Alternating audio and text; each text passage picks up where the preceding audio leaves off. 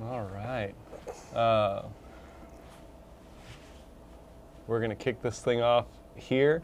Welcome, everybody, to the second Talk of the Town Live. Yep. Coffee with the mayor. Hope everyone has their coffee this morning. Hopefully everybody's getting caffeinated. This is cup number 2 for me, so if I start, vibrating, you know why. Right. Welcome, everybody, joining us online. Thank you for sitting down with us again this morning, Mayor.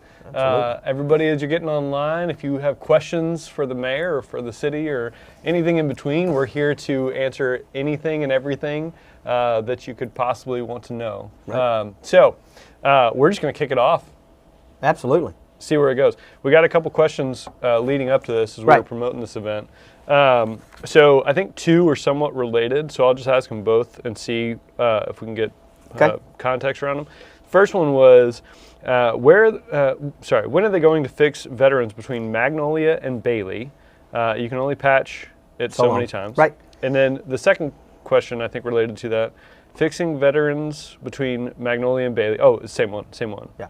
Yeah, okay. Veterans. Yeah, so great question. Glad to answer this. So specifically on an exact time for that segment of veterans, I don't have an exact date or time. Mm-hmm. What I do know is we are putting that together with our cooperative with Brazoria County, so it will be in our next budget year. So probably a year from now-ish, somewhere in that ballpark, we should be seeing a complete mill and overlay of that segment of the road. As you know, north of there from the creek to Walnut was redone with our cooperative with the county a year and a half, maybe 2 years ago. And I want to highlight this cooperative because it's actually been something that the city has had for, 30 plus years. I was going to say, if you could expand on what 30 plus years. So every resident that lives in Brazoria County, in Pearland, and you do in the other counties as well, but you pay for road and bridge. Yep. When you go, license tags and all those kind of things, you pay a road and bridge tax. And so those dollars come back in from the county into the city to help with some of our roadways. And we've had that cooperative for years and years.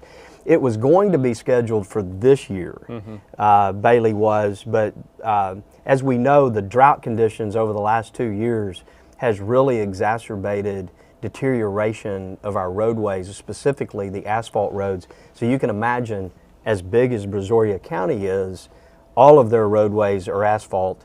So all of them are experiencing, some pretty rough deterioration. Sure. And it's just a part of the environmental, nature of which droughts happen. And so we actually had veterans scheduled for this year, but they called and said, we want to kind of redo. We've got to spend a lot more resources on a lot more roads. Yep. So all they were looking for in the city were overlays. Well, veterans needs more than just an overlay. As mentioned by the question, you can only patch it so long. So we will be continuing to patch until we get that cooperative project done. But great question. And then on the heels of that, Monday night at council, we awarded $1 million contract to a contractor for some of our asphalt streets in town. They're over in the east end of town, older areas of town in the Sleepy Hollow area for the most part. Yep. We do a pavement condition index every 4, 5, 6 years. We just completed one. And so we want to work on the worst roads to the best roads in that order. Mm-hmm. And so some of the worst roads in the area were in that particular area. And so we will be focusing in on those. And that contract, I asked specifically, what's the turnaround time on getting those roadways done?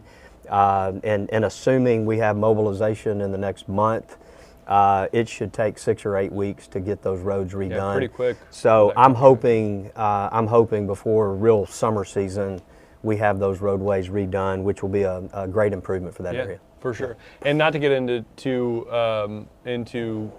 much of the technical side of it, but the pavement condition index that the mayor mentioned.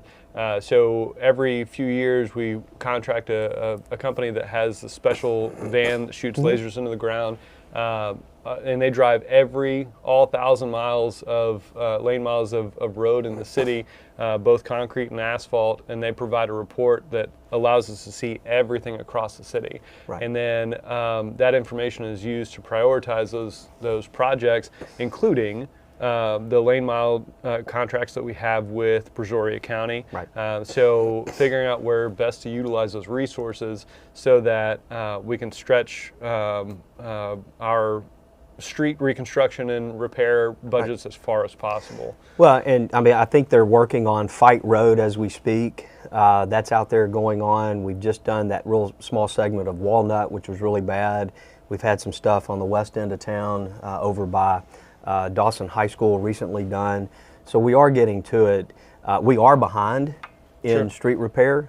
That is a challenge that we're looking at. And if fact, you look at any of our budget conversations, I mean, that's the thing that we talk about every single year. It's discussed a lot, you know, and it's a source of funds that quite frankly, 10 years ago we knew what we needed for repair, and you know, it would get into a budget and then invariably would get cut down and whittled down. I think you have a council that right now that's committed to seeing what we can do to boost that and increase that and get it better. We do have about another $3 million to deploy by the end of this year. So in addition to the $1 million that we just did, we have about another $3 million that council has at least given the head nod. Let's put the package together and put that on the street. Followed up with an additional $1 million to $1.5 million next year on top of the normal budget. And then what we want to do is systematically over the next several budget cycles increase that funding on street repair incrementally, so we get it up to a point where we can maintain our streets the way we want to. And I said this at my State of the City, and I'll say it here. Not that anybody enjoys your citizens to be upset, right? I mean, you always want people to be happy. Sure. But if people are upset about road repair, I get it. Good. We shouldn't expect our roads to be in this condition. We should expect better. We expect better. Council expects better. Staff expects better.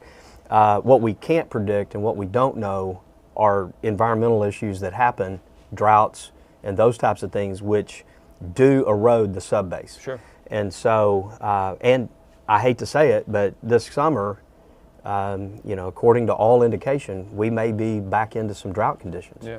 And so that's going to further exacerbate some of our infrastructure issues. Well, and just to add to the complexity of that, then that delicate balance between the projects that need to be done, all the work that needs to be done, and you know, the impact on the tax rate or the budget, or leveraging resources, finding, you know, federal or state dollars that can help offset those projects, right? Oh, absolutely. I mean, we look for every opportunity we can.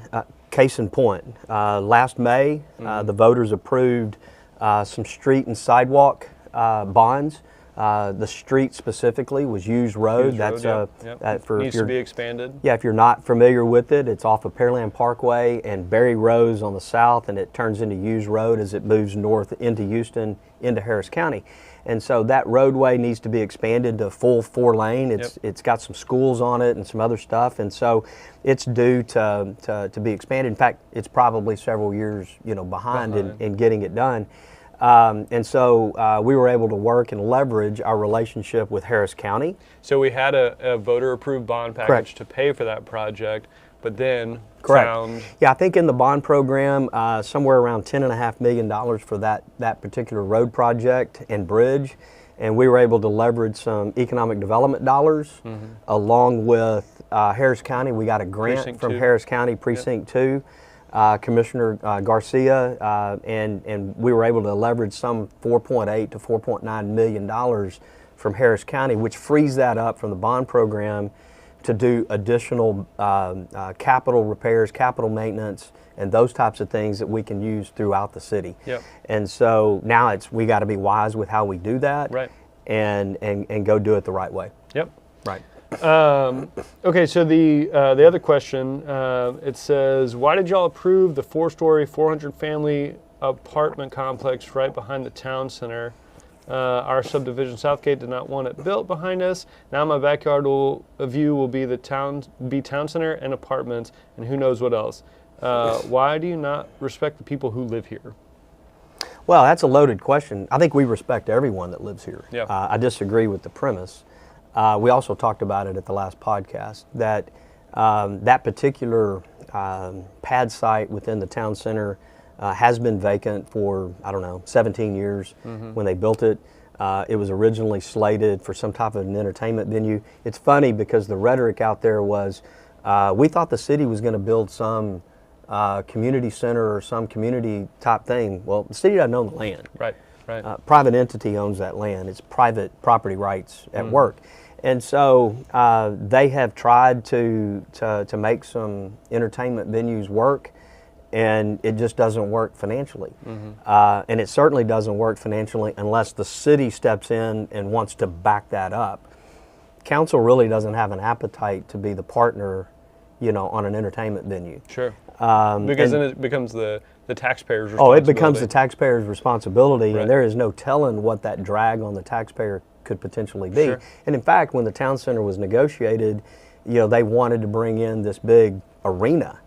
And it was going to cost the city millions of dollars every single year with no end in sight on backing that up. And as a member of council, we just said, no, that's not appropriate for us to do. If it's market and the market makes it work, then we do that. As far as the town center and the apartments are concerned, I think the market is speaking. The market is at work. I believe in what the markets are saying. Yeah. Now, as far as specifically somebody that backs up to that tract of land, those apartments are not going to be built immediately over that fence. Right.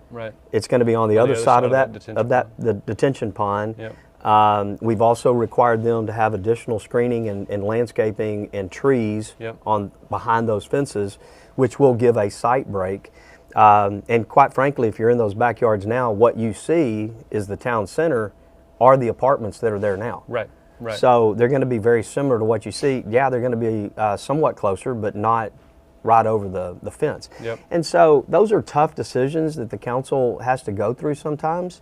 But I'll also say that the town center, on the heels of that decision, have already received additional requests and contracts on certain tenants that are going to boost the performance of the town center even better. Because there's going to be a higher density of population. Higher density of population, which is bringing in additional folks to come in to the town center and make the lineup, if you will, of retailers in the town center a little bit better. Yep. And so those are all difficult decisions. They go through a lot of scrutiny with council and staff, and they're never easy. Yep. But they're all public too. But and they're all public. Reported. All of our decisions are made in public. All of our deliberations have been made in public.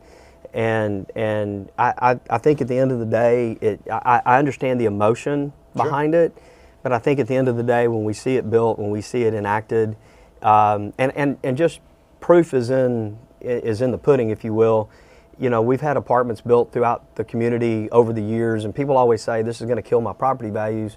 Yet we've seen property values continue to increase. Right. And so while I understand that and I get that, the proof is in what's happened over the last 20 years that just hasn't happened. And so but I appreciate the questions. I appreciate, the candor that people have with that. Yep. Well, again, like the streets, it shows that they're engaged and passionate about the community. They are, and that vote was a split vote. It was a 4-3 vote. Yeah. So it was very tight, and it showed the passion of council to talk through that. It shows how difficult it is to make those decisions. And those aren't easy to make those decisions. Yeah. Right. All right, a couple questions coming in from online. At the 518 Dixie Farm Road intersection, are there plans to put a curbed median in the center of 518 so that cars from the businesses on the corners can't turn across traffic? It's been amazing since completed along Dixie Farm, not letting Home Depot traffic turn left. I see. Are they talking about, I think they're talking about 518. Yeah, so that's a great question.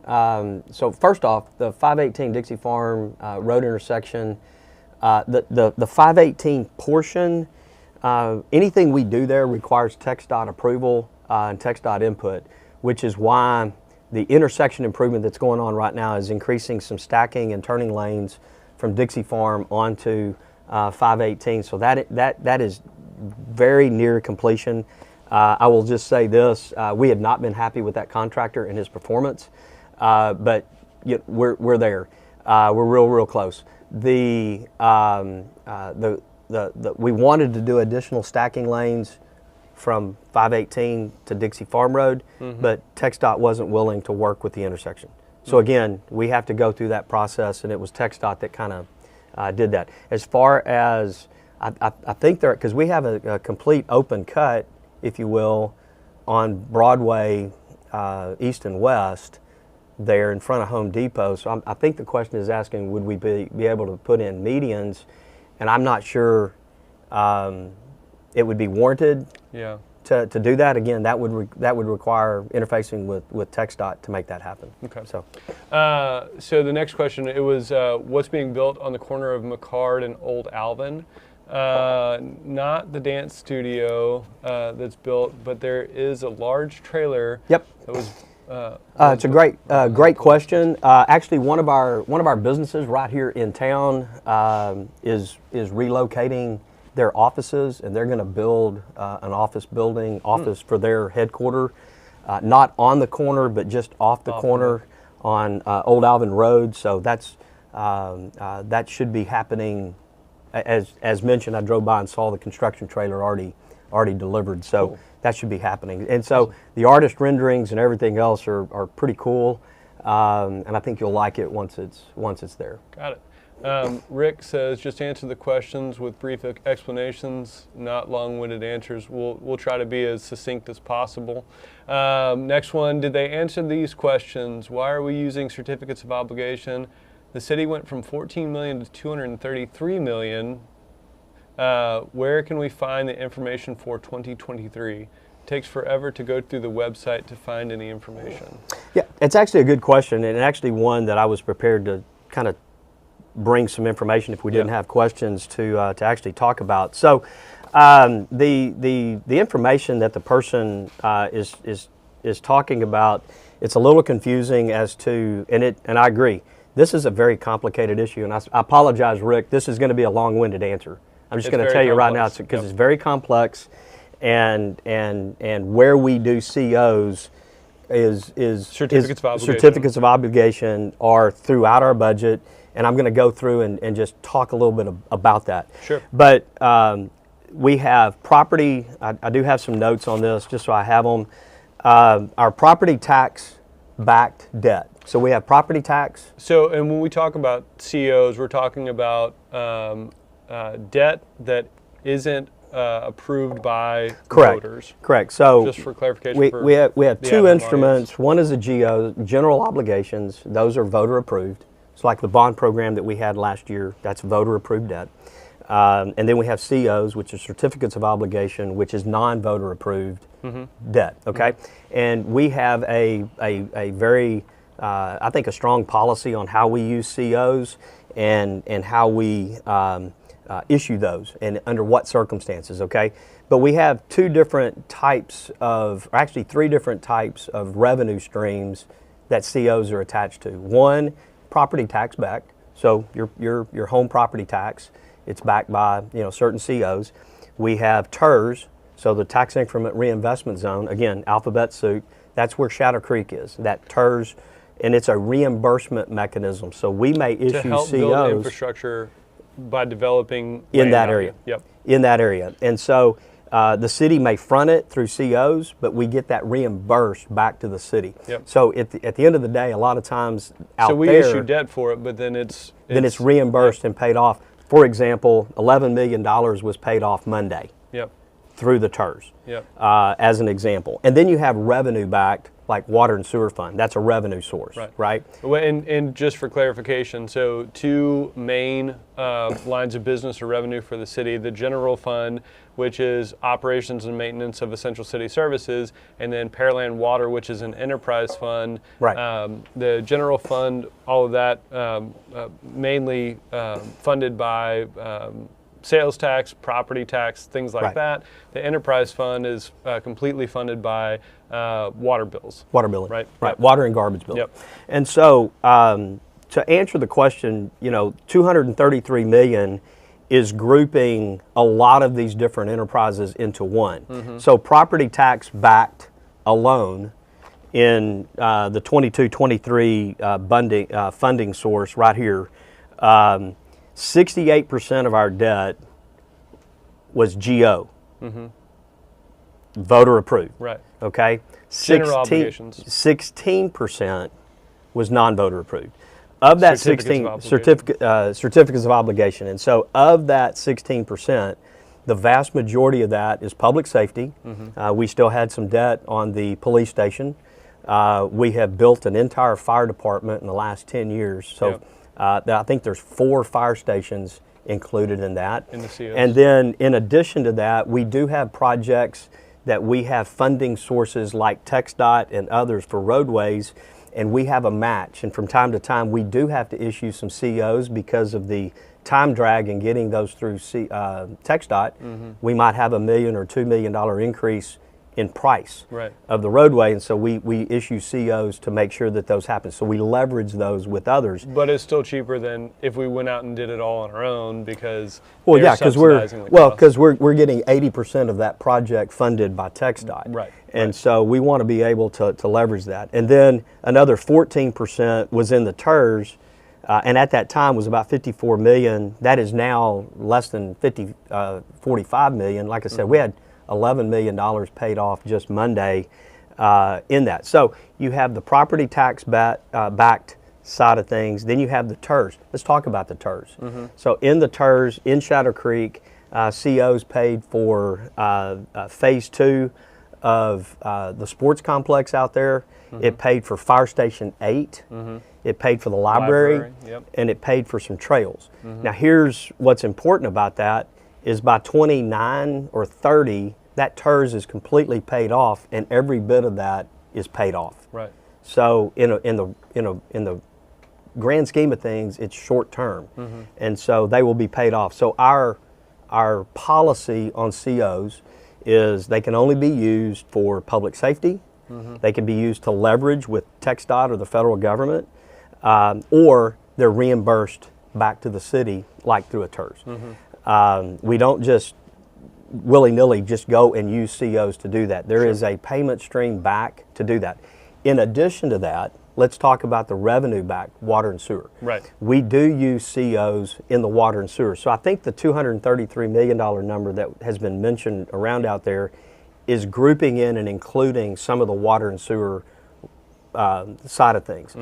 And we made the decision to use COs in the enterprise fund as opposed to revenue bonds. It's a revenue stream instead of revenue bonds because lower interest rate than revenue bonds, and our bond requirements or reserve requirements are lower. Both of those help us manage these rates as we build water and sewer rates. As we manage through large capital projects. These are large capital projects. The new water treatment plant, the increase of the plant at the John Hargrove Environmental Center, or known as JHEC. And so those Barry two, Rose on the horizon. well, those two projects alone were $250 million. Right. And so we've done those through the Texas Water Development Board, super low interest rates. But in addition super to that, low, like less than a percentage point. Less than a percentage point. And so in addition to that, we do issue COs to recapitalization on our plants, recapitalization on our tanks, our above ground storage tanks. You see some of those that go through super maintenance type programs. I&I. What does I&I stand for? I knew you were going to ask me I that. know. I forget. Infiltration. So the bottom line is we have water and sewer lines that may have cracks and Yep. those types of things in it. So rainwater Yep. gets in, and we're treating rainwater in our Right. plants. Which we shouldn't be. And so we're looking at spending about $20 million in I&I to fix that, so we don't have to spend about $80 million in the Berry Rose plant. Yeah. So that's spending money today to spend less To prevent- later and to prevent preventative having to do maintenance, that. right? It's preventative maintenance, but it's So one of the things that expensive comes up stuff. on COs, right, are debt issued without going before the voters. So why wouldn't we take water and sewer projects to voter-approved bond packages and general obligation bonds? That's a great and it's a great question. It's maybe it's a philosophical Sure. debate, Yep. if you will. But at the end of the day, like not Berry Rose, the JHEC, JHEC, yeah. John Hargrove Environmental Center, increasing that. Doubling the capacity of that one. We doubled the capacity of that plant because we've grown massively over the last 20 years. Yep.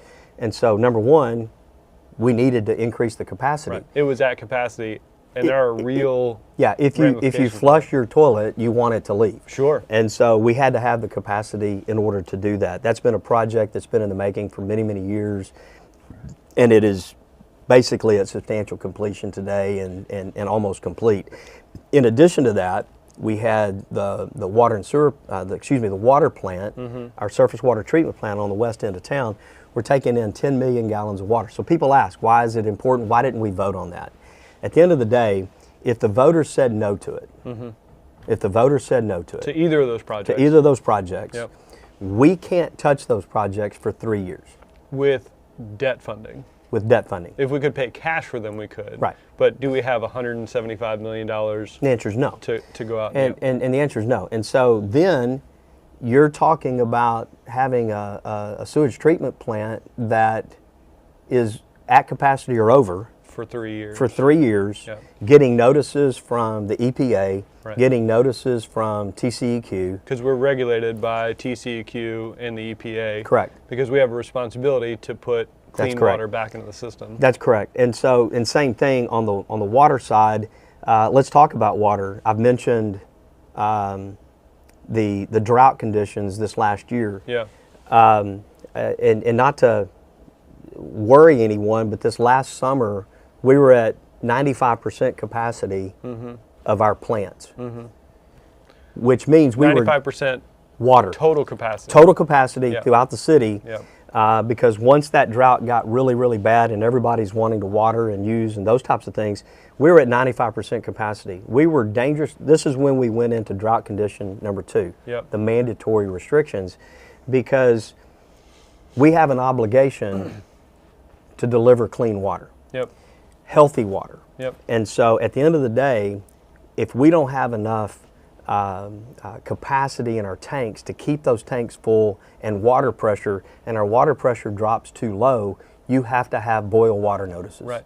Right. Because it's not safe to drink the water. Yep. Secondly, we have an obligation to be able to fight a fire. And you only fight a fire if you have water pressure. Right. And so we were dangerously close last year to both of those being a problem. Sure. And so we had to go to that. So we are truly bumping up against our limit every single day. So we need the additional water capacity. So that's why that plan is done. If it was voted no, now what do we do? Right. And you can't do it because we don't have the cash to do it. Now what do you do? Right. You've got to literally every summer potential boil water notice. Or extreme drought restrictions. Correct. Yep. To Correct. prevent usage. And we don't want to get into where we're fining people for watering their grass and Yeah. those types of things. I mean, we want to manage through this. That's the right way. To that end, we have Berry Rose and another sewer plant expansion that we need to do. To your point, old plant, Linwood, Yep. our Linwood plant, which is right off the road of Dixie Farm Road, right at Clear Creek. You can drive by it. That plant is 60 years old. That plant sits in the flood way. It sits in the flood way. Yeah. Okay? And so when Clear Creek comes out of its banks, it's inundating that plant. So we get notices from the EPA when that happens. So we have a project that's in early engineering right now to collapse that plant. There's no other place to put it.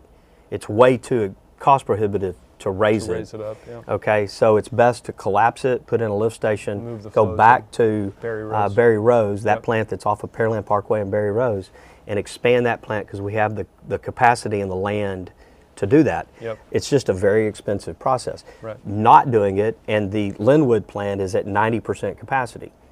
TCEQ rules, again, who regulate us, you have to be under engineering at 75%, under construction at 90. 90%, yep. We're at 90, we're not under construction. Right. Now, we've been receiving waivers from the state Because of the plan with because of the Berry Rose. plan with not only that, but also understanding from a cash flow standpoint how we get these other plants done, moving into that.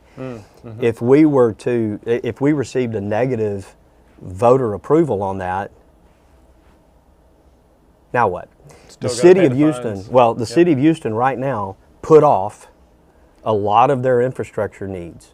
They're under orders from the EPA right now. They're under a settlement agreement with the EPA. So they've had to go to court and do all those kind of things for certain types of projects. Now you have a gun to your head as a city. Sure. Now you're paying even more Right. to get these done even faster. So they're So not either we do it or the federal government forces us to do right. it. And so One of the two. I think it's responsible for us to just own it, Sure. go do it, Yep. be responsible people. I think we have an environmental responsibility to make sure that we're not releasing raw sewage into Clear Sure, Creek. That's yeah. not right. Right. And so Nobody wants that. we need to be responsible. And we don't want it backing up in people's homes either. That's the other thing. Yeah, you People don't want it backing up. And I'll say this, we shouldn't leave it for another generation. We shouldn't leave it for somebody Sure. else to do. Right. We shouldn't kick the can down the road. Right. At the end of the day, in a position that we're in, whether you're an elected official or our appointed folks at the city and staff, we take this very seriously, and we should step up and do the right thing. Yeah. And so, again, we can have the debate, should we go to the voters with that? But I will tell you, for the last year and a half, every talk of the town that we've had, Right.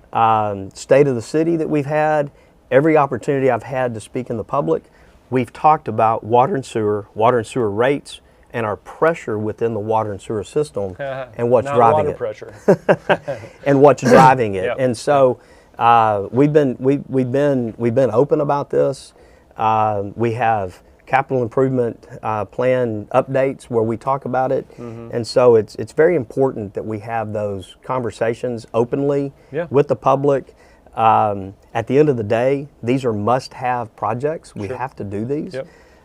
or we have major ramifications. There's a follow-up, I think, from Ramon on that. It says, this made our credit rating go down as a city. I think she's probably referring to Moody's. Yeah, the Moody's. Moody's rating yeah. on the COs. And so we'll talk a little bit about that. And yes, so one, let's talk about who Moody's is. They're rating agencies, right? Yep. And Moody's cares more about their investors than they do you and I. They certainly care more about it than they do the people who pay water and sewer rates. Sure. In Pearland. In Pearland. Yep. So the downgrade was as a result of a couple of things. And by the way, I hope staff, we can put the link to the actual meeting where this was all discussed back last October, November, because one of the concerns out there is, well, none of this is ever public. We had public meetings where it was all discussed. Sure. With our financial advisors, with staff, and understanding the situation. And so the downgrade was not a result of our regular budget where, fire, police, and all those kind of things. It's a result of water and sewer. And the pressures, again, that we just talked about, of the debt load and the massive capital improvements program that we have going on within the water and sewer arena. And it's the leveraging of that. In fact, this is an interesting thing because last year's State of the City, I talked about, had we done some, modest 3%, 4% increases on water and sewer rates, the years that we did 0% increases, we had 7 of those over a 10 or 12-year period. Yep. Had we issued those, number one, our spikes today would be lower. Yep. We would still have increased rates, but it would be It lower. wouldn't be as dramatic. And here's a direct quote from Moody's. And I know it says confidential, but this has been released to the public, so I'm not issuing anything that we haven't put out there. The water and sewer rating effects reflects a lack of timely and adequate rate increases, resulting in coverage levels well below peers and narrow liquidity. Our water and sewer system right now, even with the 14% increase, we're going to have a $2 million deficit this year. So council is trying to thread a needle with having rate increases that pay our bills, Yep. provide minimal coverage without going any higher. Yep. At the end of the day, staff, along with our financial advisors, ran some calculations. If we to have avoided the Moody's downgrade, the city council would have had to have increased rates this last year 150%. Rather than the 14%. Rather than the 14%. So Moody's said, if you don't want to have a downgrade, raise your rates 150%. Yeah, and while they didn't put a gun to our head and say that, Sure. in effect, that's what we would have had to avoid that. Now, Yeah. at the same time, if you go and watch the meeting where we discussed this back in October, November of late 23, you'll hear Council Member Carbone make the statement, had we known this even at the time when we were approving the budget and the rates, we still would have done the 14%. Why? Because we have ratepayers to look out for. Moody's has their investors to look out Sure. for. Yep. It's the right thing to do. Yep. So those are things that you walk through. Again, difficult decisions. Very difficult decisions to make, and it's as a result of explosive growth, having sound infrastructure, and making sure that we set up our city long term Yep. for the infrastructure that we need. So, And great questions. Yes, and it's I highly encourage you to go back and watch. And I want to those and I want meetings. to address. I think part of the question that I think it was Ramona, if I see on here, was talking about how difficult it is with the website, and it is. Yeah, we'll agree to that. And so, Ramona, this is a question, and Josh here can attest. I think every time I see Josh, I ask, when are we going to get an update to our We're working on that. to our website, because it is difficult to navigate. We want to make it easier, friendlier. I think it's been 12 years since we updated the Since the we did a website. full overhaul. Yeah, full overhauls. We have good bones there. We need to make it user friendly and easier. And so I do appreciate the question, but we want to make it easier. Yep. We want to make it more transparent. One of the things that we do as a city when we have these issues, we set up specific landing pages within our budget to make sure that, or not within the budget, within the website, excuse me, that you can go and find and do. The issue we had with values at the end of 22, Yep. you know, that we had a full dedicated page. full for that. dedicated page to that with everything that the council knew, the public knew. Yep. We don't hide that. We had multiple discussions around it, as well as here's all the information for you to go and see. And so we're dedicated to make sure that we do that. I would like to see an upgrade to our website in order to help that. And I'll tell you from our perspective, from communications, we sort of have parallel paths, right? The things we can do with the existing website that we have now to make optimizations, to make user experience flows that make more sense, and then a full overhaul, which is a much more expensive venture. We do have that on the horizon. It's part of the IT strategic plan that they have, Right. but it has to sit within, just like everything else, competing priorities that we have, and when we look at prioritization, the safety and security of our digital properties, so Right. IT security, server structures, backups, things like that, have to take priority over a website redesign. And so it's in there, it's baked into the 4th or 5th year of the IT strategic plan. That all relies on incremental funds to make that a reality. And so we're doing everything we can to get to that point. But we appreciate that there's always room for improvement there. Josh, I know our time is running quick. I don't know if there's any other questions beyond that that we want to get into, but. Daniel's here. I'm going to scroll up just a little bit so that catches us up to the last few questions here. Yeah, so there was so there was one clarifying question. Do we know the business that is building off of McCard? Is that public information? I don't know that it's public information. Okay. We'll look and follow up on that. I will tell you, they're a general contractor. They're building an office building. It's not a lay-down yard or anything like that. The artist rendering of their buildings, I think you will greatly appreciate, and it will set a tone for that particular area. So I'd prefer not to name the business at this point. Okay, yeah. Just because I'm not sure that they would appreciate that right now. Sure. Yeah. I'm sure they're going to be building their own building, so I'm quite sure their name will be on on it when it happens. So Daniel, what is the status of the northbound Pearland Parkway at 518 double stacking modifications? This is a significant bottleneck at Tookie's CVS cross traffic. Oh, Torchy's. I'm sorry. Torchy's. Tookie's is down in Seabrook. So we're talking about Broadway, Broadway and Pearland Parkway. I think we've got that in some kind of a preliminary design work right now. I think you're right. I need to go back and look at the CIP. That's a great question, and one that we can follow up with the thread here with a better schedule. It is certainly in the current CIP. I remember seeing it just the other day. It is, and that would greatly help.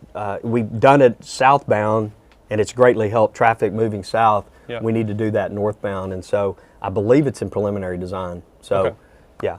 We'll follow up with that. And then last one's here, Doug Holloway. What are your obstacles to accomplishing these items, Mayor? How can we as citizens help council hold you all accountable? Yeah, I think, well, first off, accountability is accountability. Right. Accountability is engaged. One of the reasons why I come and engage here, I engage in our Talk of the Towns and those types of things, is for accountability. I tell people, hold us accountable, hold us to our word. Things do change. Markets change. The environment, the fiscal environment sometimes changes, and sometimes we have to make different decisions along the way. But the most important thing is engagement. Yeah. Watch, attend, ask questions. I would ask, don't cast judgment on our character. You got 7 council members and myself, plus staff members, that are doing everything we can to do what's right. And do what's right for our city. Sometimes that means a difference of opinion, and that's okay. Right. Public discourse is good. Sure. And so a lot of that is about having, with respect, and that's where, good public discourse is respecting each other, having a difference of opinion, but then saying, hey, we can go to dinner afterwards and be okay. Absolutely. And so that's what the public discourse needs to be about. And so obstacles, I don't know that there's any obstacles other than time and money. If we had unlimited resources, we could do things a lot faster, but we don't. Right. So we have to do things strategically. So being sensitive to the burden on the taxpayers. Absolutely. Here and burden on taxpayer, burden on ratepayers, even burdens on fees, those types of things like permit fees and all of that. We have to be sensitive to every single one of those monetary issues. Sure. And then there's time. I wish I could control the federal government and the environmental process on roadways like Makawa, that we could get it done faster. But we are at the behest of a federal government and that bureaucracy to get some of those things done. Yeah.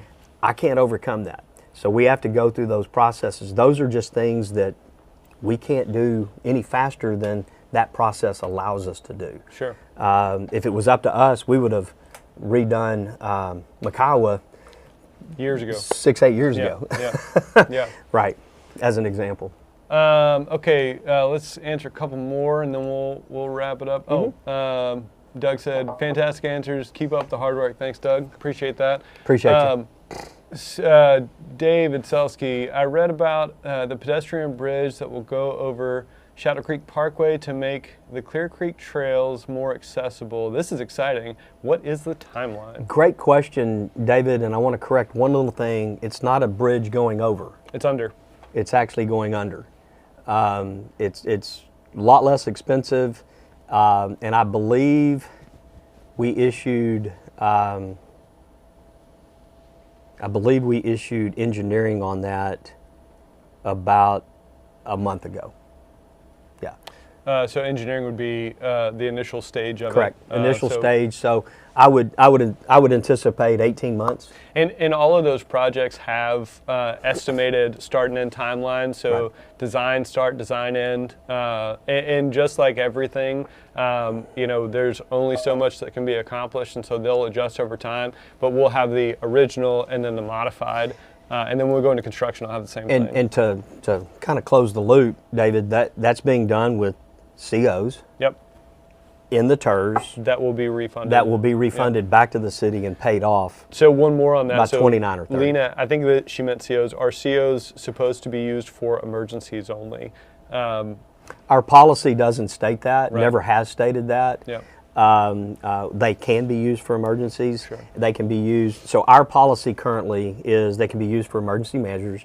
They can be used for public safety. Right. So again, a lot of the COs that we have currently are, we built the police station in 2010. Mm-hmm. So we're still paying on those COs. All of the fire stations, I think 4 fire stations have been built with COs. Again, Water and sewer infrastructure public, is public safety, Yep. public safety, and then if it's reimbursable back to us, hence the TERS, it's reimbursable back to us. And so that is our current policy, and we strengthened that policy a couple of years ago to do that. And to that end, in 23, we actually went to the voters with a fire station, Yep. public safety. Yep. That was something that was important to me, that we do engage the voters on even public safety when we can. Yep. And so I would anticipate in the years to come, if we have those types of measures, that we may be going out to the voters more for even public safety issues. Yeah. So Joy asked a question: where can residents find them advertised so we know what they're being used for? So, Joy, this is one of those areas that it gets a little challenging. So you have the actual debt sold, which is in the finance section. So the document that the mayor has here, this will be on the website. The 2022 version of this is on the website. This is 2023. It hasn't been finalized yet. As soon as it is, it will be. That's under financial transparency. And this is a summary of all of the debt that the city has, from COs to GOs, everything in between, Right. across all the funding sources. So that's one thing. And then on the other end, how funding sources by projects. So in engineering and capital projects on the website, there are 2 different sections. There's a project updates section for large projects, and it'll tell you the status of the project, why it's needed, and the funding sources for it. And then in the CIP, you'll find that information for every single capital project the city has. Now, one thing to be mindful of there is that some of those projects, they have funding sources that are baked out well into the future, so it could change by the time we get to actually issuing debt for that project. They're put in there so that we can do mid to long range financial planning. So it's really the projects that are out in 27, 28, we need to have them in there so we know sort of where they're going, but it does evolve over time. and I'm glad you brought that up, because I think one of the things that's been put out into social media recently was, well, look at all this debt that the city has through 2027 and 28. Well, that CIP is a capital improvement plan. Right. It's a plan. Right. Past this year, none of that is funded. Many of the projects that are even further out, we don't have funding for them yet, Right. or where we're going to get that funding, or even if we're going to finalize and do the project. Right. It is Because a things plan. change year to year. Right? It is a plan. Which is why we only sell debt 1 year at a time. And to that end, I will say, Transportation Policy Council at the HGAC level, that is where federal and state funding comes through to the region, down to the local level for projects. We've utilized that quite a bit over the last 20 years to build roadways.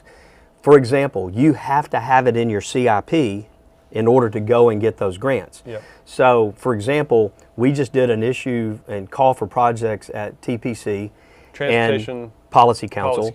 And so we took our CIP and we submitted a ton of projects, north-south, roadways and those types of things within our community to get those funded through TxDOT and the federal government. Will we get them? We don't know. That call will end in awarding in August, somewhere in that time frame. And so, but we have a plan to put them in there. If we land one, now we'll know, we'll have a funding stream to go and do that. And so that's the reason we do those plans. And we do those plans just so we know and understand how, what, and where we need to have infrastructure projects ready, in our community. And a lot of these are rebuilding older roadways and upgrading from asphalt to, concrete curb and gutter and those types of things. And so, again, it's just a plan. Doesn't mean that it's funded. Doesn't mean that we're actually going to finalize it. It also may mean we may go to the voters for some of that. We may not. All of that to be decided over time. Good answer. Sorry, game show. Sorry, Joy had a clarification. So she meant advertised in local newspapers. So where else are they advertised? So they're advertised in My Reporter News. That's more of a finance question. I don't think I have the answer for that offhand. Yeah, there's I forget the legal requirement. We do meet the legal requirements for that, but we try to have more than just the legal requirements in what we do.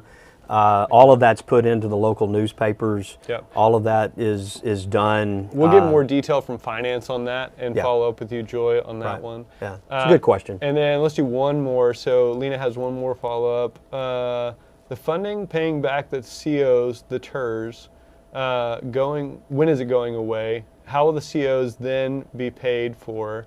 Please excuse if I misspelled anything.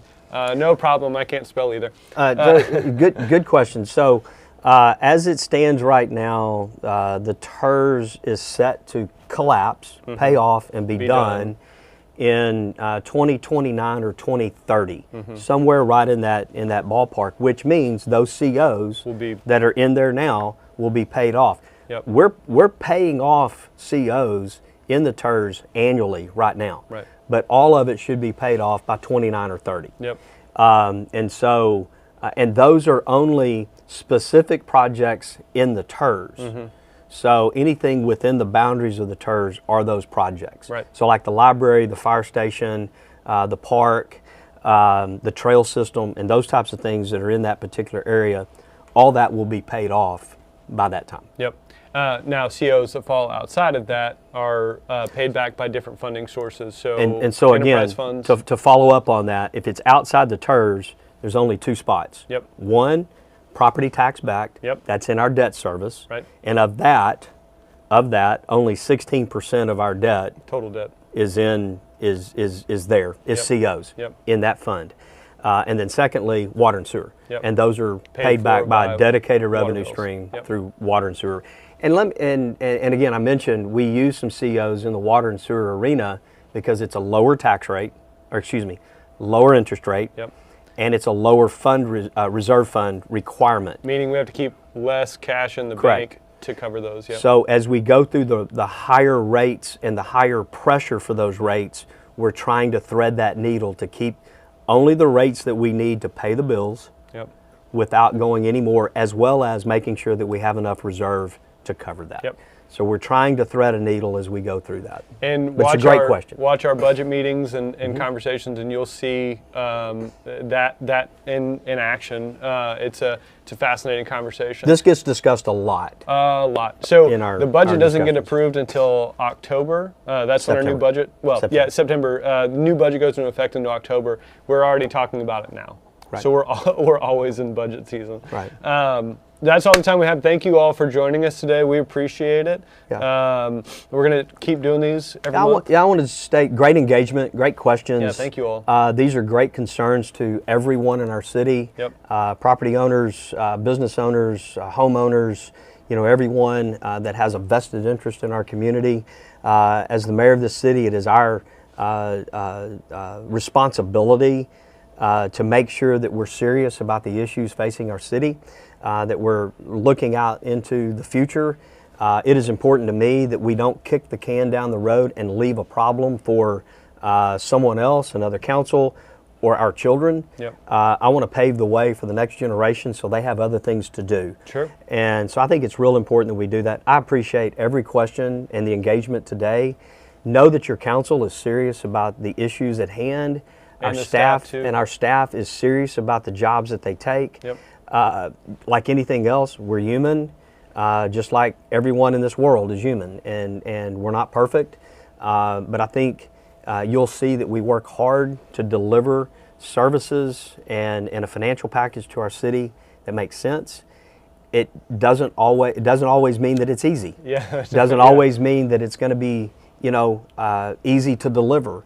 But at the end of the day, we have to be serious about these issues. We're in a not volatile situation, but we are in a very difficult situation with the growth pressures that we've had. Our growth is starting to limit, but we have pressures to deliver big projects. And we have a responsibility to build the community of choice. That's a good segue. So we are the community of choice, and I appreciate it. And I want to thank everyone who came in online and, thank you and great questions and great engagement. As always, I'm available. Would love to hear from you directly and appreciate everybody. Yeah, thank you all. Have a good day, and we'll see you next time. All right.